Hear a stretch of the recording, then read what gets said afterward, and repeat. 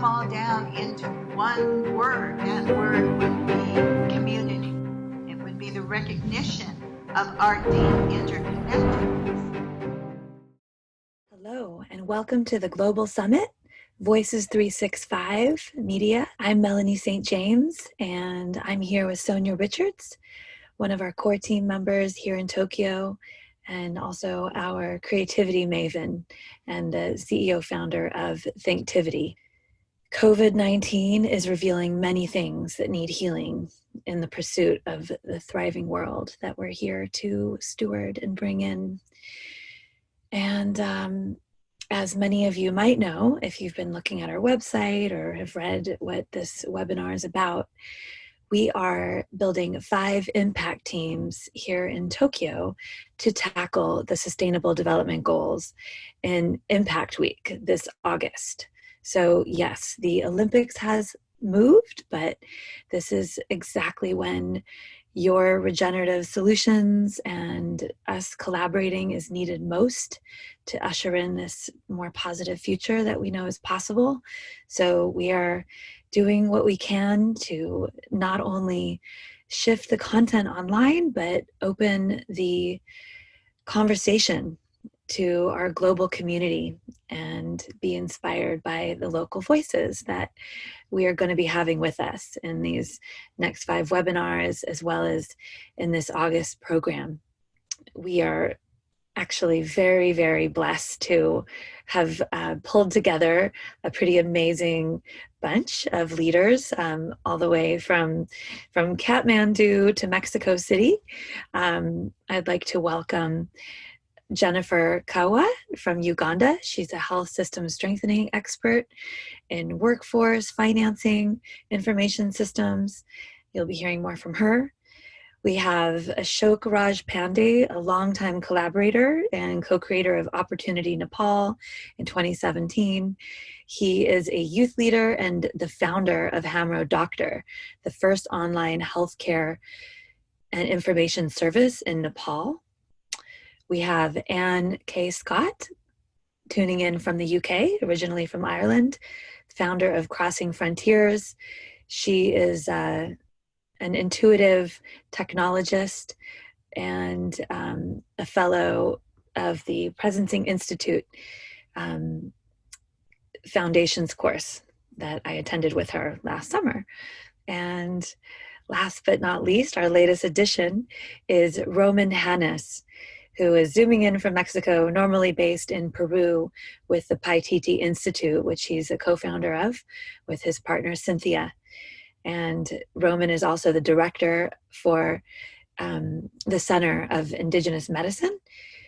He is a fully certified Chinese medicine man and just an incredible being. So thank you all for being with us. And over to Sonia. Thank you.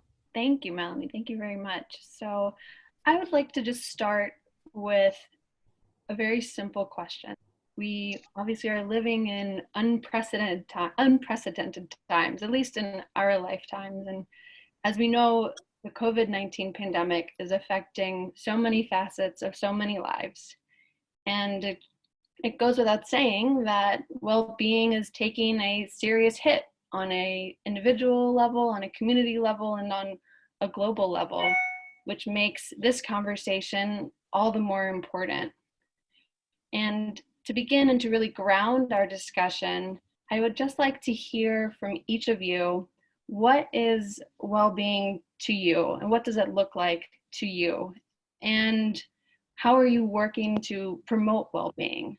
Thank you, Sonia. Well, I suppose I have for me, it's very personal, and I think ultimately it is very personal. It's about myself and about holding myself in my center. In fact, I loved the introduction with Roman about the inside out work, and with the leadership work that I do, what we talk about is the quality of the intervention, or the quality of the creation is all determined by the quality of the leader. And to me, that's the quality of the individual. So with COVID-19 going on, there's a lot of craziness, a lot of, I'm pulled towards things by social media, by what's happening outside. My world is disorientated. So I cultivate my inner world. Yeah. So my meditations become more important to me. Taking time in nature, and I can go out. I'm in the UK and we can go out once a day. So I do that. That's really important to me. I've started reading some beautiful books.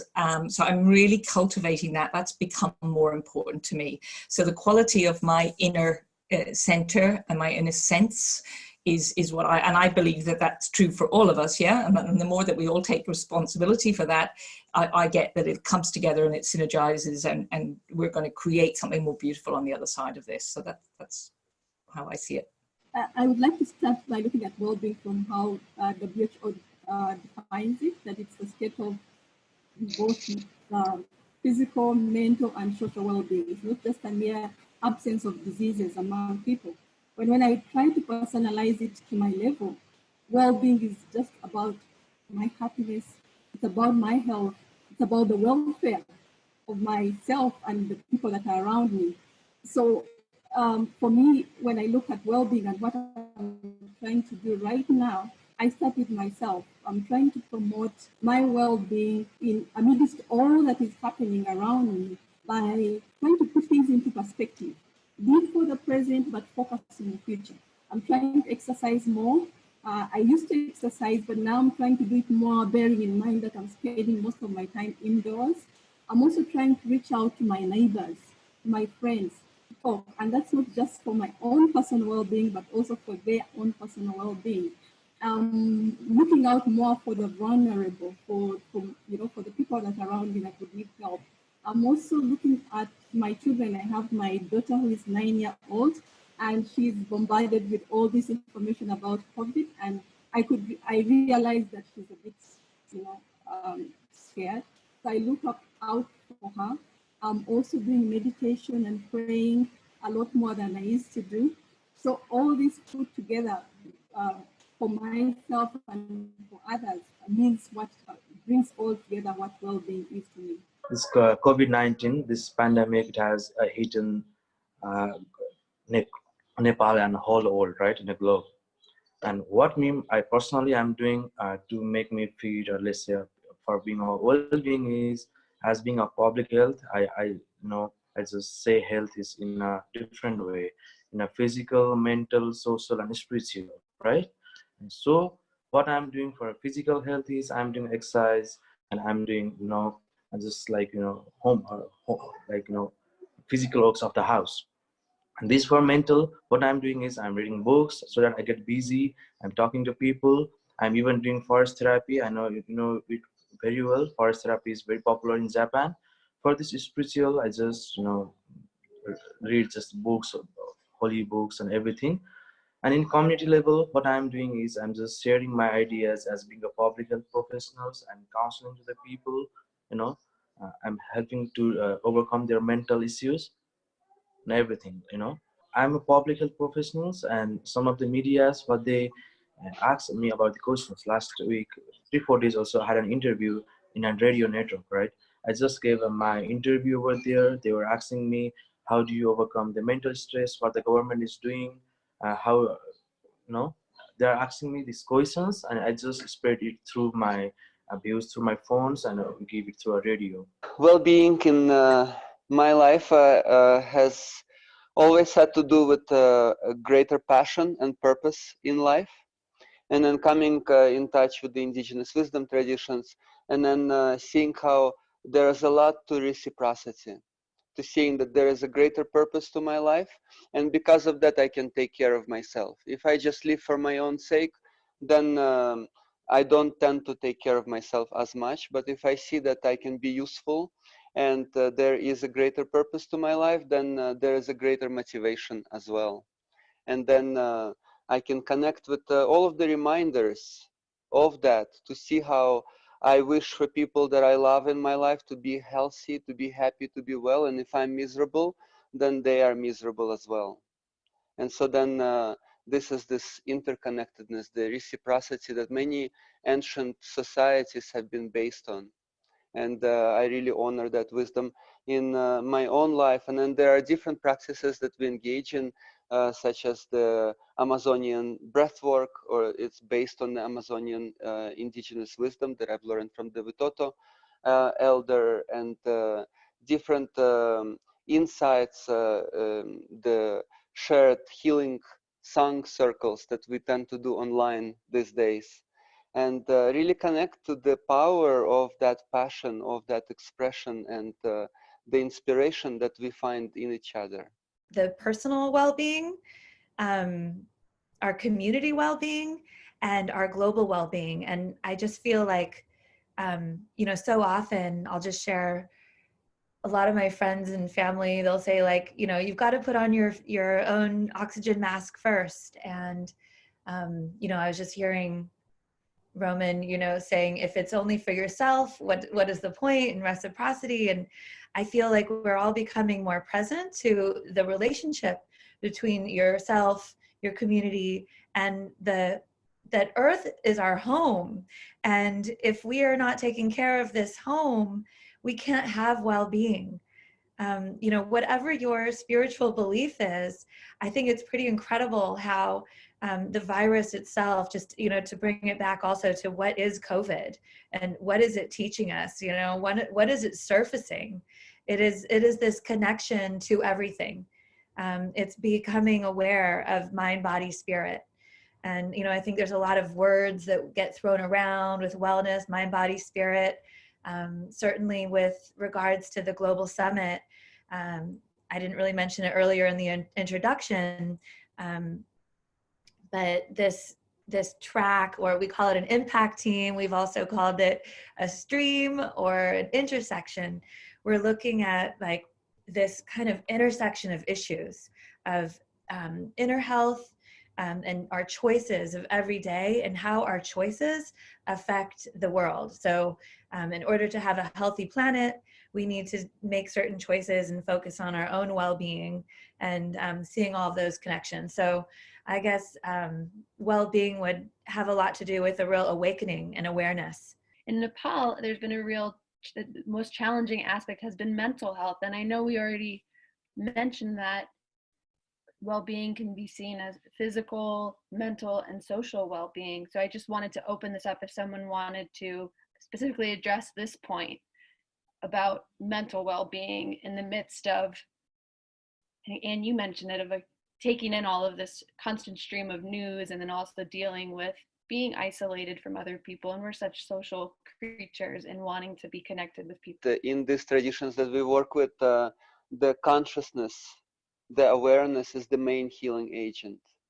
And there is this hero's journey that we are all on, whether we know it or not. And this hero's journey brings us to face all kinds of challenges in life. And this sense of separation is definitely central to it.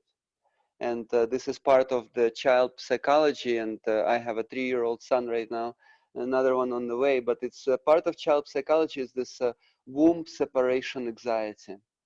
And many indigenous societies, they have this point of reference, which is the mother's womb, where the consciousness of the child and the consciousness of the mother were not separate from each other. And then to return into that connection fully, intentionally, and consciously in our lives is part of that hero's journey.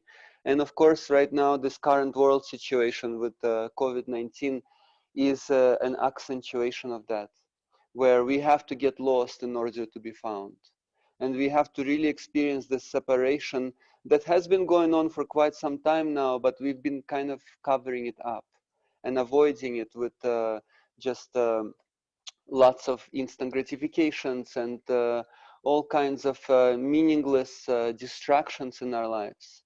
And right now, really experiencing this separation and finding ourselves right in it, and then remembering how essential that human connection is, how essential community is, and the resilience that is found in this greater whole that we are all a part of. And the mental health, definitely it's not a problem the way that I have learned to see it in the indigenous societies, but it's a wake-up call. When somebody is experiencing the issues, it's pointing to the whole society. It's the individuals are experiencing the symptoms of our collective process. And some people are more receptive to that, and then they have to be listened to. But it's for all of us to really take that to heart. And so the more that we can also be vulnerable, because I call it the society of Facebook likes. We've been living in the society of Facebook likes, where people put up a front, put up an image and pretend to be happy. And then everyone else thinks, oh, look, everyone else are happy. And I am the one who is miserable and I have to pretend. But actually everyone are doing that. And just some people are better at it than others. And so the more that each one of us can be more vulnerable, can admit our own challenges in life, our own weaknesses, our own struggles, the more that we can actually really find that relatedness. Even if I admit that I feel separate, and then I can see someone else who is separate, I feel more related through that separateness. And so to me, it's really coming back to this vulnerability and sincerity with oneself and each other that can allow the mental health to be restored. One of the most advanced technologies that we have access to at the moment is the technology of consciousness. But the truth, you know, that I think is being reflected here is that not everybody sees things like that. And mental health is, you know, depression or schizophrenia or abuse. There's a reality on the ground that this change is stimulating, yeah, because we've become disorientated, yeah, and you know, as human beings we need to orientate, and all our orientation has been thrown up in the air. So you know, there are people who are awake, who are able to be with their consciousness and respond, and I think that's part of what we're sharing here.